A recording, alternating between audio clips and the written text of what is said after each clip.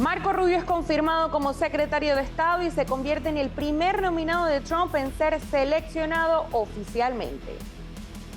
El presidente Trump firmó una larga lista de órdenes ejecutivas, las analizamos con nuestros panelistas. Y entre todo esto, Trump reintegra a Cuba a la lista de países promotores del terrorismo. Hablaremos con un experto sobre este tema. Voz News comienza ahora.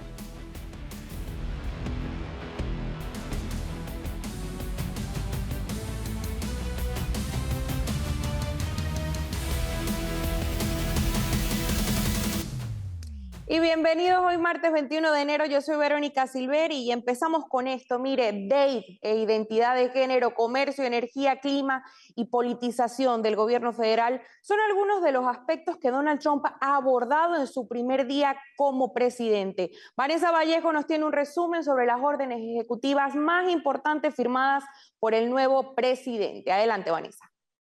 Tan solo en sus primeras horas como presidente, Donald Trump ha comenzado a promulgar una serie de decretos ejecutivos de gran alcance. Vamos a hacer un resumen de algunas de las acciones más notables hasta el momento. En materia de DEI e identidad de género, Donald Trump ha firmado un decreto para poner fin a los llamados programas de diversidad, equidad e inclusión en todo el gobierno federal. También va a instituir una política que reconoce el sexo biológico de las personas en lugar de la supuesta identidad de género, reconociendo que solo existen dos sexos. En materia de comercio, Trump dijo el lunes por la noche desde la Casa Blanca que su objetivo era imponer aranceles del 25% a las importaciones de Canadá y México. Ha dicho que ordenará a las agencias federales a que analicen las prácticas y políticas comerciales con China y los aliados de Norteamérica. En lo relacionado a TikTok, firmó una orden ejecutiva que le da más tiempo a TikTok para llegar a un acuerdo que evite el cierre de esta aplicación en Estados Unidos. En materia de energía y clima, el presidente firmó órdenes de retiro del Acuerdo Climático de París, revocó además varias órdenes ejecutivas relacionadas con los esfuerzos de la administración Biden para supuestamente combatir el cambio climático y también declaró una emergencia energética nacional. Con esto, lo que busca Donald Trump es reducir los requisitos de permisos para proyectos energéticos, acelerar la construcción de plantas de energía y reducir las restricciones a las exportaciones de combustibles fósiles. En materia de politización del gobierno, Trump ha ordenado a la fiscal general que revise el trabajo de todas las agencias de aplicación de la ley para determinar si alguna de estas acciones que están llevando a cabo en los últimos 4 años constituía una politización del gobierno federal y terminar con esto. También firmó órdenes y tomó medidas respecto a los acusados del 6 de enero. El lunes indicó que concedió indultos completos a casi todos los acusados involucrados en los hechos del 6 de enero en el Capitolio y conmutó la sentencia de 6. En materia de inmigración, Trump promulgó varios decretos ejecutivos relacionados con la inmigración. Declarar emergencia nacional en la frontera sur, poner fin a la ciudadanía por nacimiento, terminar Catch and Release, restablecer Remain en México, designar los carteles como organizaciones terroristas internacionales y terminar con la aplicación CBP One. Pues como vemos, unas primeras horas muy agitadas con bastantes noticias y con bastantes nuevos decretos ejecutivos firmados por el presidente Donald Trump.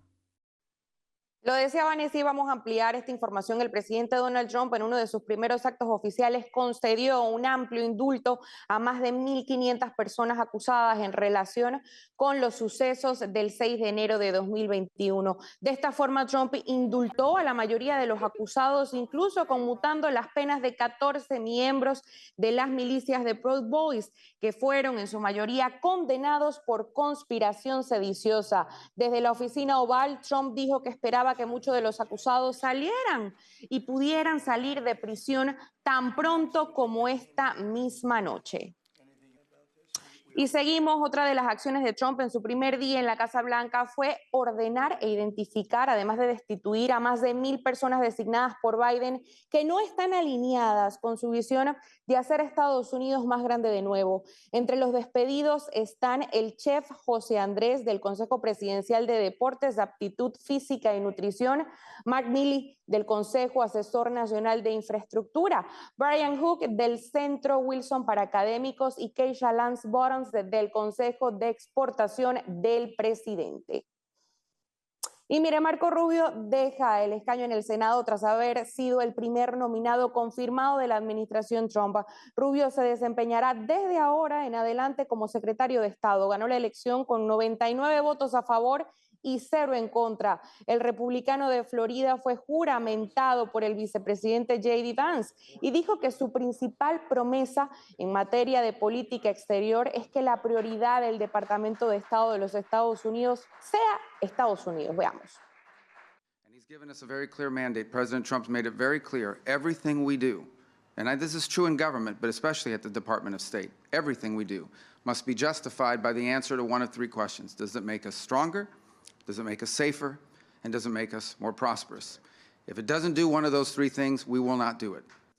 Rubio se desempeñó como senador de los Estados Unidos desde 2011, antes de esta nominación por parte de Trump. El republicano de Florida es una de las figuras menos divisivas de las opciones del gabinete de Trump, ya que disfruta del apoyo bipartidista y fue confirmado por unanimidad el día lunes.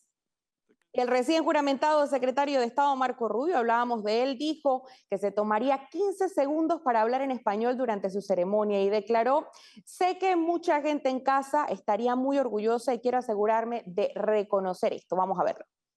Quiero darle las gracias a Dios, a mi familia que no está aquí con nosotros hoy, a mis padres que vinieron en este país en el año 1956 y el propósito de su vida fue que nosotros pudiéramos vivir los sueños que no fueron posibles para ellos. Es un honor increíble ser el secretario de Estado del país más poderoso y más bueno en la historia de toda la humanidad. Y es un gran honor y le doy las gracias al presidente Trump por esta oportunidad. Y mire, los legisladores del Comité de Finanzas del Senado votaron para confirmar al candidato del presidente Trump para secretario del Tesoro, Scott Bessent, votando a favor del inversor y empresario por una elección de 16-11. Los senadores demócratas Maggie Hassan y Mark Warner votaron a favor de él en sus comentarios a los legisladores del Senado la semana pasada. Bessent describió su deseo de extender los recortes de impuestos de Trump de 2017 y apretar las tuercas a Rusia y su sector petrolero mediante sanciones más duras. Su nominación ahora se dirige al Pleno del Senado, aunque no está claro cuándo se llevará a cabo una votación en el Pleno. Y menos de una semana, ese es el tiempo que Cuba ha dejado de estar incluida en la lista de estados patrocinadores del terrorismo. Donald Trump aceptó el órdago de Biden y no ha tardado ni 24 horas en revertir la polémica medida que el presidente saliente tomó en los últimos días de su mandato. Así lo hizo oficial la Casa Blanca mediante un comunicado hecho público apenas unas horas después de la toma de posesión. La nota señalaba, entre una larga serie de órdenes ejecutivas, que Trump anulaba la decisión de su predecesor sobre Cuba. Díaz-Canel, por su lado, acusa a Trump de arrogancia y desprecio por la verdad. Y mire, para hablar sobre esto está con nosotros Antonio Rodiles, analista político cubano. Antonio, bienvenido. Sí, buenas a tu programa y un saludo también a todos los televidentes. No, muchísimas gracias por acompañarnos y darnos tu opinión sobre este tema tan importante y tan personal también para ti, ¿no? ¿Qué significa para el pueblo cubano y las dictaduras del mundo la reincorporación de Cuba en la lista de países promotores del terrorismo? Bueno, yo creo que es algo elemental que el régimen cubano esté en ese listado de países promotores del terrorismo. No es ningún secreto para nadie. Realmente sorprendió que lo sacaran, sorprendió entre comillas, de alguna forma se podía predecir, pero realmente para nada estuvimos de acuerdo con aquello. Lo que sí realmente sorprendió positivamente es la reincorporación tan rápida. O sea, no esperábamos que fuera tan rápido el regreso del régimen cubano a ese listado. Quizás pudiera haber tomado unos meses, pero fue parte de esas órdenes que el presidente Trump firmó ayer mismo, 20 de enero. Ahora, por el lado de Cuba, ¿no? Díaz-Canel señala que seguirá el bloqueo, pero esto es importante, ¿no? Y es que ¿a qué se refiere con el bloqueo? Si la economía cubana es un desastre desde los inicios de la revolución y de la dictadura. Yo creo que este tema es algo esencial explicarlo a gran parte de la población por lo delicado que es. Bueno, mira, yo creo que realmente la mayoría del cubano, casi una totalidad, sabe perfectamente bien que el fracaso no solamente en lo económico, sino en lo social y en otros sectores, no tiene nada que ver con una política de sanciones, sino con todas las restricciones, controles, represión y demás que el régimen castrista ha impuesto sobre nuestra isla durante más de 60 años, ¿no? Yo creo que el tema acá fundamental no es tanto el regreso de Cuba y qué va a decir el régimen. Ya ese es un libreto viejo y gastado. Digo, el regreso del régimen castrista a la lista. Yo creo que el punto ahora es qué viene después. O sea, se va a continuar con política de sanciones que, por supuesto, son las que han estado, pero si se van a quedar ahí las acciones o van a ir más allá. Yo creo que ese es el tema de discusión que debería estar en toda la comunidad cubana. ¿Qué vamos a hacer para lograr de una vez por todas finalizar con 66 años de castrismo? Me parece que no podemos irnos a lo fácil y a lo simplista, que es que la administración actual va a dar punto final a ese sistema. Yo creo que evidentemente tenemos que tener un plan nosotros también como cubanos para mostrarlo a la administración, mostrarlo a los políticos no solamente norteamericanos, sino de otros países, y que realmente sea un plan viable y con el capital humano necesario. Me parece que este momento requiere muchísimo más que solamente pedir sanciones. Ahora, ¿crees que esta medida también sirva como mensaje para la dictadura venezolana, ¿no? Por ejemplo, que es la hija, por así decirlo, de la castrista. Y si nos puedes también pues, dar tu breve opinión sobre la designación ya oficial de Marco Rubio como secretario de Estado.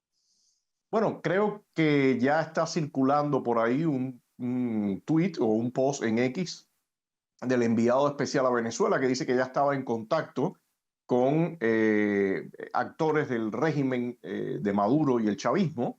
Me imagino que a estas alturas ya todo el mundo sabe que en esta administración el pulseo va a ser mucho más fuerte que lo que ocurrió en la administración anterior, donde se le regaló a prófugos de la justicia, a presos ya, a convictos y demás al chavismo, ¿no? Así que me parece que las señales son claras. El presidente Trump lo mostró en su mandato anterior. Sí entra en interacción, pero en interacciones donde él pide mucho más y donde se espera que el contrincante dé mucho más. Me parece que esta no va a ser la excepción ni en el caso de Cuba ni en el caso del régimen chavista. Ahora, la presencia de Rubio, por supuesto, va a ser mucho más visible y va a ser mucho más presente el tema regional. En parte de su discurso habló en español, eso tiene una carga simbólica, pero como decía, me parece que toca también del lado nuestro tener alternativas más concretas. No me parece que va a ser tan fácil tampoco que el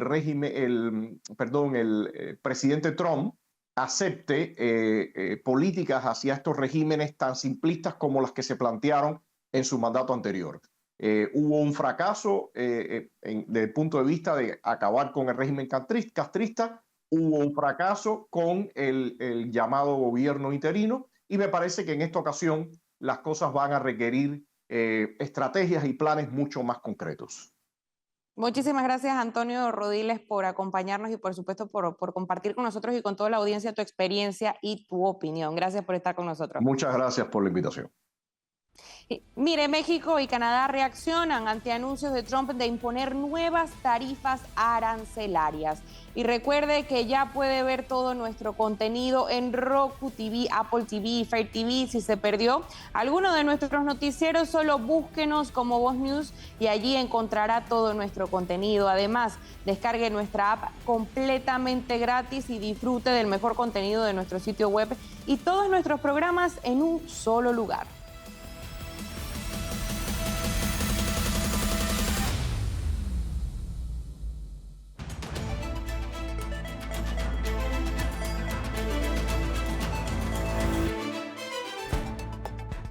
Y mira, ya estamos de regreso y vamos con esto. La presidenta de México, Claudia Sheinbaum, llamó a la calma ante las primeras medidas del recién investido mandatario Donald Trump, quien en su primer día en la Casa Blanca anunció deportaciones masivas de migrantes y la imposición de aranceles a sus socios comerciales. Escuchemos parte de lo que dijo este martes en su rueda de prensa.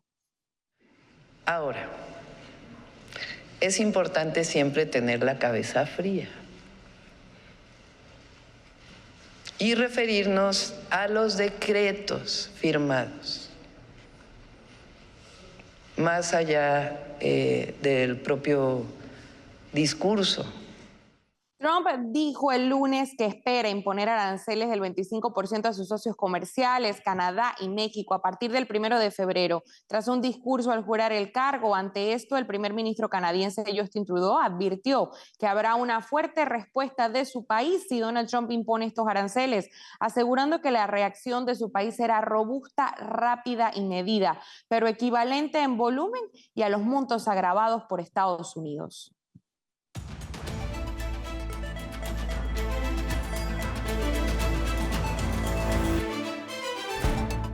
Y vamos ahora con esto. Un agente de la patrulla fronteriza fue asesinado tras recibir un disparo en el cuello de un presunto inmigrante en Vermont, informó en primicia la periodista de News Nation, Ali Bradley. Según Bradley, el hecho ocurrió el lunes durante una parada de tráfico en la Interestatal 91. Un agente de la patrulla fronteriza en Vermont murió tras recibir un disparo en el cuello de un inmigrante ilegal que, según las fuentes, se quedó más tiempo del permitido por su visa, informó Bradley en su cuenta de X. Y China está preocupada por la nueva salida de Estados Unidos del Acuerdo de París sobre el clima, declaró este martes un portavoz del Ministerio de Relaciones Exteriores del régimen comunista. El cambio climático es un desafío común al cual está confrontada toda la humanidad y ningún país puede permanecer insensible o resolver el problema por sí solo, declaró el portavoz Wao Jun. El presidente de Estados Unidos, Donald Trump, firmó el lunes un decreto para retirar por segunda vez a su país de este pacto firmado en 2015 en la capital francesa. Ya lo hizo en una primera vez en su primer mandato. Y los estadounidenses Ryan Corbett y William McEntee recuperaron la libertad este martes tras años de cautiverio en Afganistán. A cambio, Washington entregó al gobierno talibán un prisionero, Khan Mohammed, que cumplía cadena perpetua en California tras ser arrestado hace casi 2 décadas. Tenía cargos de tráfico de drogas y de terrorismo.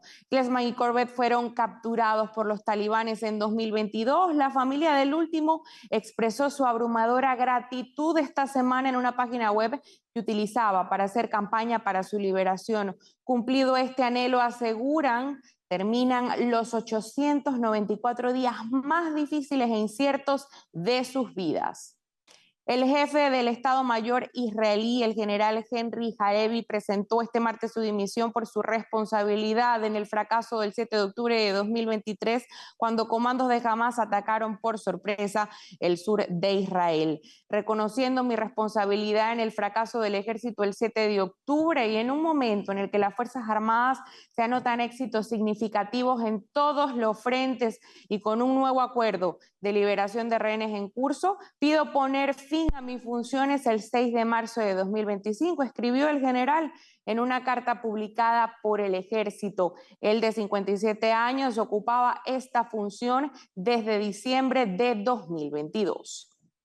Y este sábado se realizó en Washington, D.C. la Gala Hispana, organizada por Bienvenido, un evento que reunió a importantes figuras de la política nacional e internacional. En esta oportunidad queremos presentarles las declaraciones del presidente de Paraguay, Santiago Peña, y los eurodiputados Germán Terch y Jorge Martín, quienes se refirieron a lo que significa para Europa y América la victoria de Trump. Veamos.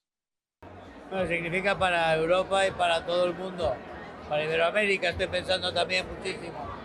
Significa muchísimo y significa el comienzo ya definitivo, es el hito en el que comienza la nueva era, una nueva era de reconquista de las libertades, de reconquista de unos valores que habían sido en una deriva, habían sido aplastados por la izquierda y que habían logrado realmente las fuerzas globalistas y las fuerzas de la izquierda, y no solo de la izquierda, sino aquellas que no se han definido y que durante tantísimas décadas han jugado a cosechar votos de la derecha para hacer política de izquierda. Eso se está truncando y eso se está viendo en toda Europa y eso se ha visto aquí y eso se verá en Iberoamérica también.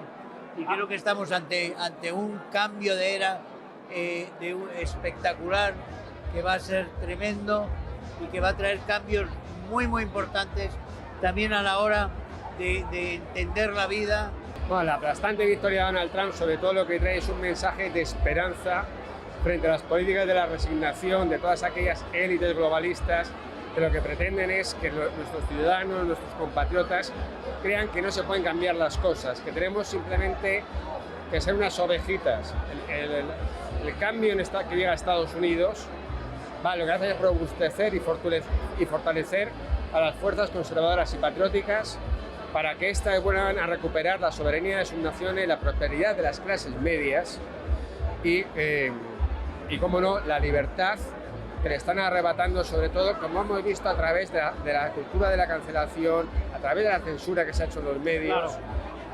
Esta es una gran oportunidad para el mundo entero. Creo que los países que hemos defendido, más allá que quieran ponerle algún título, pero quienes defendemos la vida, quienes defendemos la familia, quienes defendemos estos principios que son tan importantes que muchas veces se quieren cuestionar, hoy tenemos la oportunidad de unirnos y defender estos principios, estos valores, la libertad, la democracia. Esto es lo que ha permitido que el mundo occidental se haya podido desarrollar. Lastimosamente nos quedamos tímidos, nos quedamos callados por mucho tiempo. Hoy creo que la victoria del presidente Donald Trump es una gran oportunidad. Y bueno, desde Paraguay, el corazón de Sudamérica, estamos aquí presentes. Estando presente, levantando la voz, condenando cuando hay atropellos, luchando por los hermanos en Venezuela, luchando por los hermanos en Nicaragua, luchando por los hermanos en Cuba para que sean libres nuevamente. Gran trabajo de todo el equipo de Voz presente en Washington, presente en la gala. Seguimos ahora con esta información y es que coincidiendo con el día de la investidura de Donald Trump, el Bitcoin alcanzó su máximo histórico. El activo digital más famoso del mercado batió su récord y se situó en los $109,241, logrando una revalorización de un 5,5% respecto al último registro. En los últimos meses, gracias en parte al apoyo de Trump y al sector de las criptomonedas, el Bitcoin fue revalorizándose al alza de manera vertiginosa. Fue a comienzos de diciembre con el nombramiento de Paul Atkins como presidente de la Comisión de Bolsa y Valores, cuando la cotización del activo digital superó por primera vez la barrera de los $100,000. Y más de 220 millones de personas están bajo alerta por un frío peligroso que también se espera que abra la puerta a una tormenta invernal potencialmente histórica que podría dejar nieve en varios estados. Entre tanto, los gobernadores de Luisiana, Georgia, Alabama, Florida y Mississippi declararon estado de emergencia y las autoridades de Texas pidieron a las agencias gestionar y movilizar los recursos ante la amenaza de nieve. La oficina del gobernador Jeff Landry explicó que el Servicio Meteorológico Nacional emitió avisos de clima frío y advertencias de frío extremo para Luisiana hasta el jueves 23 de enero. Resaltó que el estado de emergencia permite la asistencia estatal directa para apoyar las medidas operativas. Y recuerde que Voz News y todos nuestros podcasts ya están disponibles en la plataforma de Revolver Podcast. Búsquenos allí como Voz y encontrará todos nuestros programas para acompañarlo en su auto o en cualquier lugar. Además, en Now Media ahora también a las 9 de la noche y se repite a las 7 de la mañana.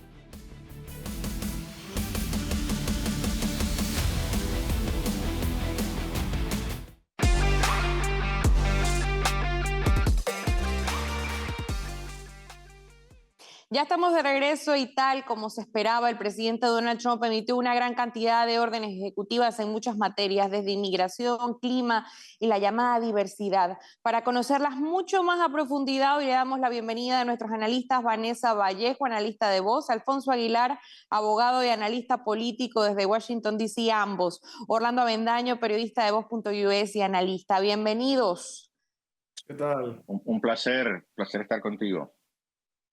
Muchas gracias, gracias por acompañarnos y más un día como hoy que tenemos mucho tema de conversación. Por eso, Alfonso, voy a empezar contigo, ya que estás de primero, ¿no? Dentro de las primeras órdenes de Trump que pronunció en el discurso, estuvieron aquellas enfocadas en inmigración y seguridad fronteriza. Era algo que también nos esperábamos, ¿no? ¿Qué destacas de estas órdenes?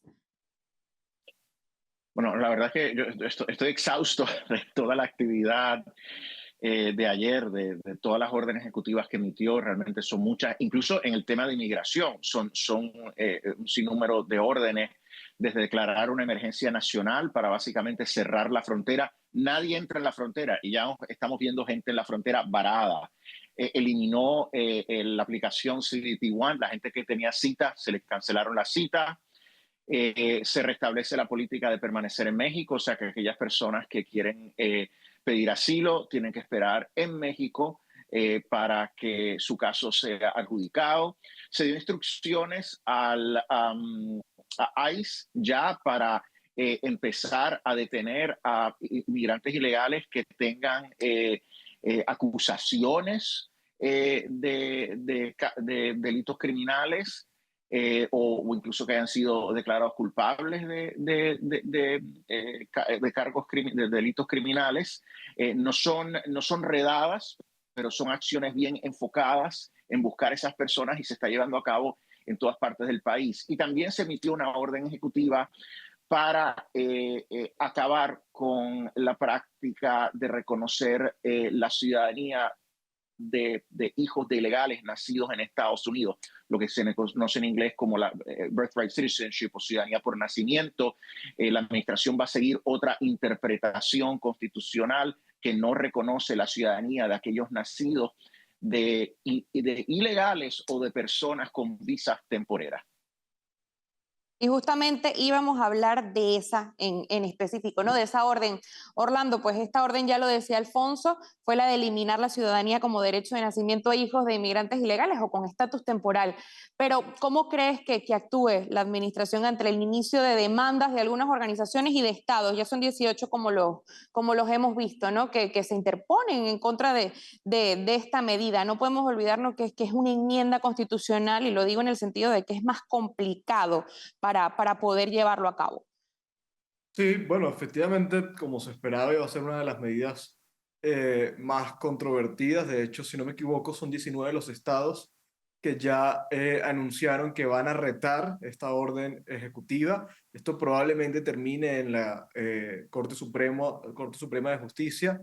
Pero, a ver, obviamente es una medida drástica que responde a la urgencia en la que se encuentra el país. Esto no es algo tampoco extremo, no es algo completamente extraordinario, es simplemente enfrentar el concepto de ciudadanía por la tierra donde naces a ciudadanía por la sangre, ¿no? Que es un poco esa división que ha habido entre algunos países y otros sobre cómo tienes la ciudadanía. Aquí lo que se está planteando Trump es simplemente acercar a Estados Unidos a el concepto de ciudadanía que permita atender la gravísima crisis migratoria en la que se encuentra el país.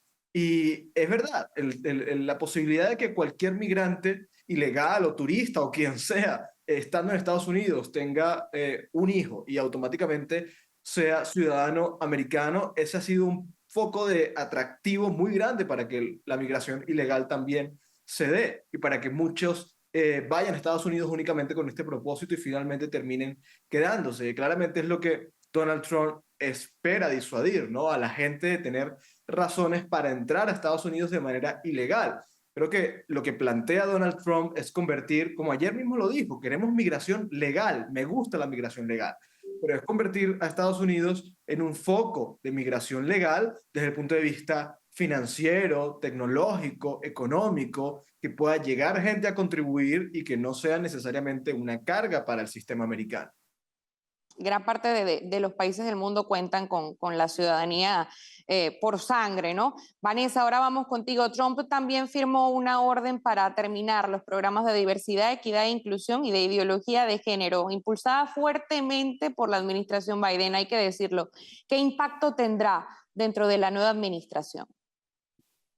Yo creo que son muchas las consecuencias que esto puede tener. Hay quienes suelen disminuir o subestimar el impacto de este tipo de asuntos porque dicen, bueno, ¿qué importa que llamen a la gente como deliren o como quieran? Pero sí tiene impactos muy grandes porque lo que tenemos son entidades del gobierno que se dedican a crear todos unos departamentos de este tipo de cosas, a hacer capacitaciones sobre esto, a ocupar el tiempo de la gente en esto, a crear además conflictos entre las personas, porque obviamente algunos se van a sentir ofendidos, otros se van a sentir mal. Pero además de eso, y yo creo que tal vez lo más importante, o lo que por lo menos a mí me preocupa más, es que cuando una entidad del gobierno que tiene labores tan importantes se está enfocando en dar una capacitación sobre los 48 géneros y en tener cuotas en cada uno de los programas que saca o en cada una de las contrataciones que haga, pues deja de enfocarse en lo primordial, que es la capacidad, que es los méritos, que es cómo hacer mejor el trabajo. Entonces, espero y estoy segura de que si estas medidas se sacan adelante con éxito, vamos a ver también una mejora en la calidad del trabajo, en el enfoque en el que están trabajando cada una de las agencias. Y yo creo que también en el ambiente, porque para mí creo que estas medidas, en vez de aumentar la tolerancia, lo que hacen es crear grandes tensiones entre las personas.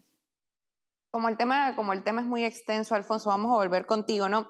¿Qué te parece el despido de funcionarios de Biden que no estaban alineados con las políticas de Trump? Como por ejemplo el chef José Andrés. Bueno, ha sido un sinnúmero de despidos, ¿verdad? El chef José Andrés pertenecía a una comisión sobre alimentación, deporte. No sé por qué está en la comisión de deportes Andrés, porque no se ve que haga mucho deporte, ¿verdad? Pero es una persona, estaba sirviendo una comisión porque es una persona leal al presidente Biden, es un nombramiento político, entonces el presidente Trump tiene derecho a remover a todas esas personas, tiene sentido, obviamente. José Andrés es un activista demócrata, entonces tiene sentido que lo remuevan. Pero lo interesante ha sido que una de las órdenes ejecutivas fue congelar las nuevas contrataciones de personal de empleados federales, o sea que por ahora no va a haber nuevo reclutamiento, no van a ingresar al gobierno federal nuevos empleados, y en el Departamento de Estado se han removido de puestos políticos a personas de carrera que la administración Biden había puesto en esos puestos importantes de confianza políticos. O sea que se está tomando medidas para obviamente tomar control de la administración del gobierno federal como les compete, ¿verdad? Él ha sido electo por el pueblo, el gobierno tiene que responder al nuevo gobierno. El día de ayer, y Vanessa, para esto voy contigo, teníamos un país y hoy tenemos otro completamente distinto. Los medios de izquierda están dándole titulares específicos, ¿no? Y fijándose en la decisión de Trump de perdonar a los 1.500 implicados en los hechos del 6 de enero. ¿Será una larga lucha de Trump con los medios? ¿Qué nos puedes decir de qué ves en el futuro respecto a esto? Yo creo que es muy interesante la dinámica de los medios. O sea, para empezar, lo que decías de cómo ha sido movido todas estas pocas horas, parece que hubiera pasado mucho tiempo por todo lo que ha hecho. Normalmente los medios de comunicación, cuando entra un nuevo gobierno, siempre se hace como esto de los primeros 100 días y se analizan los primeros 100 días. Con Trump va a tocar las primeras 100 horas, porque esto en un solo día ha hecho de todo. Quién sabe este hombre de dónde saca tanta energía. Sobre lo de los medios de comunicación, particularmente esta mañana, Marco Rubio, ya como secretario de Estado, tuvo su primer encuentro con NBC, que lo entrevistan esta mañana, y NBC le pregunta por eso, por lo del 6 de enero y por los perdones y la conmutación y todo eso. Y Marco Rubio le dice, mira, a mí me parece muy triste que esta sea mi primera entrevista con ustedes y que yo en mi nuevo cargo me tengo que ocupar de los asuntos de relaciones internacionales. Si ustedes tienen preguntas sobre eso, aquí estoy. Si no, pues simplemente no voy a caer en su juego. Y el periodista seguía y seguía preguntándole, y Marco Rubio simplemente le dijo, yo estoy para hablar de asuntos internacionales, esto es muy triste. Entonces, efectivamente, como lo hemos visto durante los últimos años, vamos a tener unos medios insistiendo con esto del 6 de enero y a mí me parece que con qué cara lo hacen cuando tenemos a un presidente, a un expresidente Biden, que hace horas nomás acaba de perdonar a varios miembros de su familia. Entonces, yo creo que más bien deberían estar hablando de lo que Biden hizo con los miembros de la familia, pero ellos siguen hablando del 6 de enero y seguramente los vamos a seguir viendo así. Interesante lo que vamos a volver a ver de los medios de izquierda que ahora están pues de oposición, ¿no? Sin duda alguna va a ser divertido. Orlando, otras medidas que hizo Trump fue el de revocar las autorizaciones de seguridad de los exfuncionarios que firmaron la carta de la computadora portátil de Hunter Biden. ¿Qué mensaje se está dando con esta decisión? Bueno, claramente no son aptos para servir en el gobierno y que pues también es una forma de dejar claro un poco como que quién debería tener la capacidad de influir en un gobierno de Estados Unidos y quién no. También hubo una especie de medida contra John Bolton. Y hay que recordar el papel nefasto que tuvo John Bolton tras la conclusión de la primera administración, ¿no? De Donald Trump, prácticamente filtrando todas las conversaciones privadas. Eso no está bien, ¿no? Y eso son razones suficientes para quitarle el clearance. Entonces, yo creo que son medidas acertadas. Yo creo que Trump, obviamente también hay un poco de te voy a hacer pagar lo que por haber sido mi adversario por tanto, pero en el fondo todas son causas completamente justificadas. Ahora, esto es para todos y es que el día lo amerita, lo decía Vanessa anteriormente. Hoy se juramentó Marco Rubio, ¿no? Después de haber sido confirmado por unanimidad en el Senado.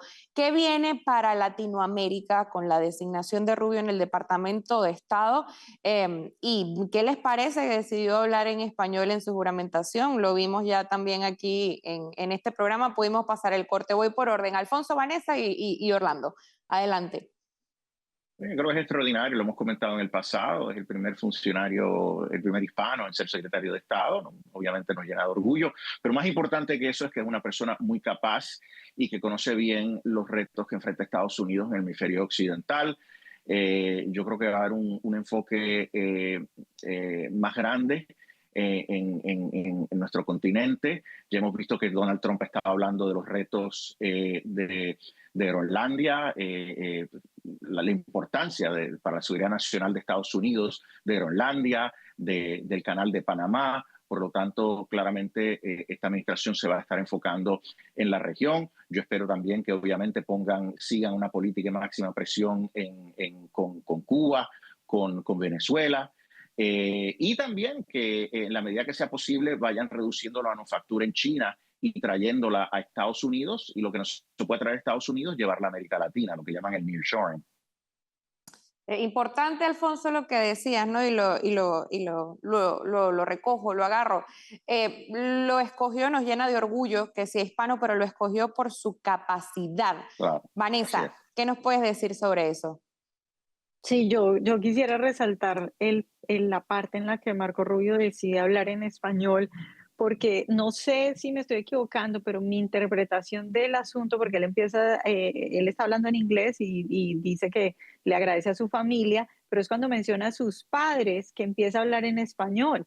Y mi interpretación del asunto es que él quería que sus padres, que no estaban ahí presentes, recibieran ese mensaje en español, porque dice mis padres, y ahí empieza a hablar en español, dice que les agradece que ellos llegaron a este país y que les dieron todo el esfuerzo que hicieron fue para que sus hijos, incluyéndolo a él, pudieran alcanzar todos sus sueños. Entonces a mí me pareció muy conmovedor porque me imaginé a sus padres viéndolo en la televisión hablar en español y decir que es un orgullo y que fue gracias a ello. Sobre todas las cosas que puede hacer Marco Rubio, bueno, pues además de lo que ya dijo Alfonso, se me ocurre que puedo resaltar que Marco Rubio siempre insiste mucho en lo de ciberseguridad y en cómo han cambiado las guerras, y eso también es muy importante, y en todo su trabajo como senador ha insistido siempre mucho en que Estados Unidos tiene que ser el primero en todo, pero sobre todo en materia de seguridad. Entonces hay que destinar los recursos suficientes para eso y hay que hacer lo necesario para que nuestro ejército y nuestras fuerzas y nuestra inteligencia y bueno, todo lo que se desprende de ahí sea lo suficientemente capaz para ser el primero y que Estados Unidos se vuelva a convertir en un líder en materia internacional. Orlando, y este asunto lo culminamos contigo. Marco Rubio, un breve perfil, ¿qué te parece? No, me parece fantástico. Yo creo que es una de las mejores designaciones Donald Trump, como tú dices, por sus méritos, no por su herencia o de dónde viene, pero afortunadamente es hispano, lo que demuestra el talento innato en la comunidad hispana. Marco Rubio creo que viene a poner orden en todo sentido, ¿no? Él lo dijo esta mañana, luego de su juramentación como secretario de Estado. Va a aplicar la doctrina de paz a través de la fuerza, respetar nuevamente a Estados Unidos, que le teman sus adversarios y que sus aliados lo respeten. Yo creo que es muy alentador. Rubio tiene una gran experiencia en el Congreso, pero además tiene un profundo conocimiento de la política internacional y vamos a ver aplicándolo eso en los próximos años. Ojalá dure todo el periodo. Voy con la opinión de todos ustedes. Sin duda alguna, un maravilloso nombramiento. Nos vamos a un corte comercial y no se muevan de sus asientos. Vamos con nuestros análisis.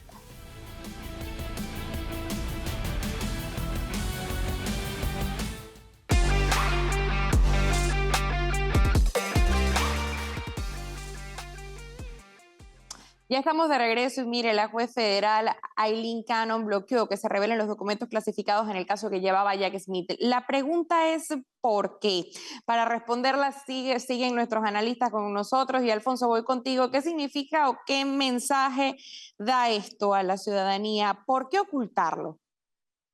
Bueno, es que esto es más de lo mismo. O sea, hay dos casos pendientes, uno del ayudante de Donald Trump y el otro de un empleado de Mar-a-Lago sobre este mismo asunto de los documentos clasificados. Entonces, mientras estén pendientes esos casos, pues la juez quiere asegurarse que no se haga público de ninguna manera este informe, de manera que pueda perjudicar el otro caso o incluso la defensa de estos dos individuos. Entonces, por eso ha dicho que el informe no puede salir de justicia, lo cual es totalmente prudente, pero es básicamente más de lo mismo. Ahora, Vanessa, de esto no hacerse público en este tiempo, y sabemos pues que es pronto para poder decir esto, pero ¿cómo deja o qué crees que puede hacer la administración de Trump respecto a esto? No, pues yo creo que ya hay que, no sé qué vaya a pasar más adelante cuando se solucionen los otros dos casos, no sé qué suceda con eso, pero en todo caso creo que no tenía ningún sentido y no tiene ningún sentido hacer público estos informes, son casos completamente, entiendo que es una tradición y que es normal que el Departamento de Justicia haga eso, pero es que estamos hablando de ya el presidente, hace unas semanas pues el presidente electo, estamos hablando de unos casos que para muchos analistas, incluso no republicanos, eran persecución política, los americanos lo vieron también como persecución política, la mayoría de los americanos. Entonces, creo que incluso para aquellos que querían hacer daño con la publicación de estos informes tampoco tiene mucho sentido.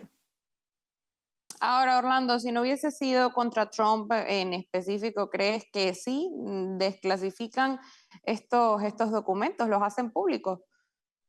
Mira, no sé, porque es que al final se está hablando de un caso completamente fallido, ¿no? Un caso pues fracasado, que no tiene ni pie ni cabeza. Vimos el informe del fiscal Smith, donde al final es claramente una postura completamente subjetiva. Aquí no hay nada robusto, no hubo nada robusto. Y yo creo que la intención de, mira, no vamos a discutir esto, sino que no se haga público, yo creo que es en todo caso lo mejor, ¿no? Estamos hablando de, nuevamente, un caso fracasado sobre un presidente ya en funciones. No sé qué hubiera pasado. Yo creo que si no fuera Trump simplemente no hubiera existido ese caso, ¿no? No, pero sí hay que dejar claro que una vez se diluciden los otros dos casos, justicia pudiera proceder en hacer público el informe. La pregunta es, estando Trump ya en la Casa Blanca, si el Departamento de Justicia va a querer hacer eso o si el secretario de Justicia va a querer que su personal haga público ese informe. Justamente era esa la pregunta, ¿no? Vanessa, ya concluimos contigo este asunto. ¿Crees que eso pueda pasar durante la administración? Bueno, no sé, yo supongo que es una posibilidad en tanto que el Departamento de Justicia pues suele hacer eso y se suele hacer la publicación de los informes y eso, pero pues también está por supuesto que ahora el Departamento de Justicia está en otras manos, entonces no sé, pero la verdad es que yo creo que sea lo que sea que pase, yo no le veo mucho sentido a esto. Algunos medios de pronto utilizarán el tiempo para volver sobre esto, pero también es que tanto está pasando con Trump y tanto va a pasar que los periodistas van a tener tantas cuestiones y tantos temas para si quieren criticarlo, molestarse, gritar, que esto yo creo que ya va a quedar en el olvido. Lo que decía antes, ¿no? Lo interesante de volverlos a ver ser oposición, sin duda alguna. Vamos ahora con otro tema y es que la Corte Penal Internacional esta vez pues no es protagonista por no concluir investigaciones contra criminales o violadores de derechos humanos, sino porque este ente ha sido sancionado por la administración Trump. Orlando, tú como venezolano tienes mucho que decir, ¿no? Sobre la Corte Penal Internacional. ¿Qué opinas sobre esta acción? Bueno, las sanciones estaban, ¿no? Las sanciones las emitió el gobierno de Trump, si no me equivoco, en el 2020 y Biden emitió una especie de limitación, ¿no? Un poco para resguardar a la Corte Penal Internacional de estas sanciones. Trump lo que ha hecho es revocar esa decisión de Biden y nuevamente imponer las sanciones que limita tremendamente la movilidad de funcionarios de la Corte Penal Internacional y también en temas financieros. Mira, esta es una medida completamente acertada. La Corte Penal Internacional, desafortunadamente, ha devenido en un órgano completamente corrupto. Y esto no es una opinión, digamos, son hechos reportados y reseñados. No solamente por la actual administración en manos del fiscal Karim Khan, sino por la administración anterior, la fiscal Bensouda, que tiene no sé cuántos casos de corrupción encima, no solamente estando en la Corte Penal Internacional, sino habiendo estado en su país de origen. La Corte ha demostrado que las decisiones las toma de acuerdo a inclinaciones ideológicas y esto es parte de la razón por la que se está sancionando nuevamente a la Corte Penal Internacional. En el caso de Israel, es claro que actuó de una manera parcial, de una manera además completamente pervirtiendo el Estado de Derecho, imputando a Netanyahu de la misma manera en la que imputaba a los líderes de Hamas, lo que es una aberración por completo. Y ahí yo diría, como venezolano, que al mismo tiempo hemos visto la inoperancia de la Corte Penal Internacional frente a casos evidentes de abusos, de violaciones de derechos humanos, de todos los crímenes posibles, como es el caso de Maduro, al que llevan 6 años investigando sin ninguna conclusión. Eso es algo completamente aberrante. Importante saber todo eso. Ahora, Alfonso, supimos, ¿no? Previamente muchas de las otras medidas que iba a implementar Trump, pero ¿crees que se esperaba que hiciera esto en específico o crees que fue algo que sorprendió a muchos? No, yo creo que se anticipaba. Este tribunal no tiene ninguna credibilidad. Como muy bien dijo Orlando, es un organismo de la izquierda global que busca adelantar agendas. Recordemos que las sanciones se impusieron en el 2020 porque el tribunal pretendía investigar supuestas violaciones a los derechos humanos en Afganistán por tropas americanas. Estados Unidos no está bajo la jurisdicción, no se ha sometido a la jurisdicción del tribunal. Lo mismo en el caso de Israel, o sea, Israel no se ha sometido a la jurisdicción de este tribunal. Estas sanciones son fuertes, o sea, sanciones fiscales, también sanciones a empleados, funcionarios del tribunal. Yo espero que lleve al colapso del tribunal, porque como muy bien dijo Marco Rubio en su vista de confirmación, el orden internacional de la posguerra está comprometido, ya es obsoleto, y lo que hace es pisotear la soberanía de los países. Entonces, el Tribunal Internacional es un ejemplo clásico de lo que ha pasado con orden internacional, que teníamos esperanzas, ¿verdad? Y ahí todavía hay componentes, obviamente, de ese orden internacional que son importantes, que hacen buen trabajo, pero hay muchísimas estructuras que son obsoletas y que responden peor a una agenda de izquierda que busca penalizar a algunos países. Ahora, Alfonso, agarro tu idea y voy con Vanessa. Lo decía también Orlando anteriormente. Vanessa, ¿crees que esto puede desatar una guerra contra Trump? Quizás un juicio por algo también. Repito lo de Orlando, ya Netanyahu está en la lista, por ejemplo. Pues yo no sé qué. Yo creo que ya las cosas que a veces nosotros creíamos que eran imposibles, hemos visto poco a poco como el descaro de esta gente llega. Claro, por más que sorprenda. Insospechados, como efectivamente lo de Netanyahu, que es lo último más escandaloso que hayamos visto. Yo lo que anticipo y que me parece que está muy bien es esa pelea que va a haber de Trump con estos organismos o entidades supranacionales y también en el orden de justicia que quieren imponer sus visiones abiertamente de izquierda a los países y que incluso tildan a personas como Netanyahu de ser criminales, incluso de lesa humanidad. Entonces, me parece que es precisamente lo que este mundo necesita, un Trump al que no le importa que lo llamen como lo llamen, un Trump al que no le importa dar las peleas que haya que dar, y creo que él en este momento tiene todo ese apoyo y todo ese entusiasmo de la gente que ya entiende estas cosas, que eso lo hace sentirse incluso, yo creo, yo lo veo incluso más rápido y emocionado que en su primer término. Entonces, que se vengan las contraataques que se vengan, y que Trump siga haciendo lo que tiene que hacer respecto a estos organismos y estas entidades. Y hablábamos de sorpresa, ¿no? Y por eso voy a ya ahorita pasamos a otro asunto con todos. Pero Orlando, ¿crees que la Corte Penal Internacional sí se atreva, por así decirlo, voy a usar esta palabra, arremeter en contra de Trump? Y te lo digo ¿por qué? Pues porque Trump ha demostrado una capacidad muy grande, ¿no? En toda su campaña de sobreponerse a los distintos obstáculos. ¿Crees que sea algo que sí vayan a hacer o que vayan mejor a quedarse tranquilos con todo lo que está pasando? No, no se van a atrever, primero porque no hay razones, y segundo, no se van a enfrentar al presidente de Estados Unidos, menos con la capacidad que tiene de Estados Unidos y sobre todo Estados Unidos en manos de Trump de imponerse.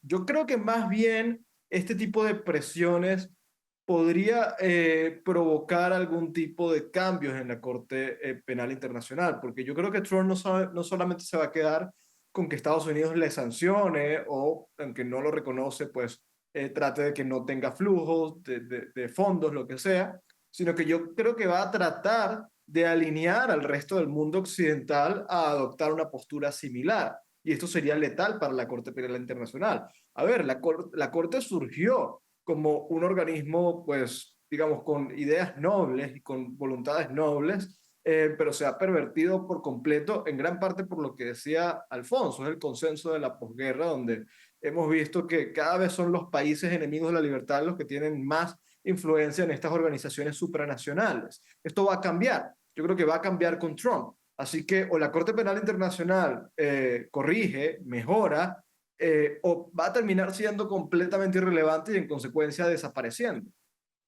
Y a ver, Alfonso, esto es interesante ya que no solo está sancionando a estas organizaciones, ¿no? Sino que también está quitándole recursos a organismos internacionales como la Organización Mundial de la Salud, ¿no? Que ya vemos que Estados Unidos salió, que son antiestadounidenses, por así decirlo. ¿Qué nos puedes decir sobre esto?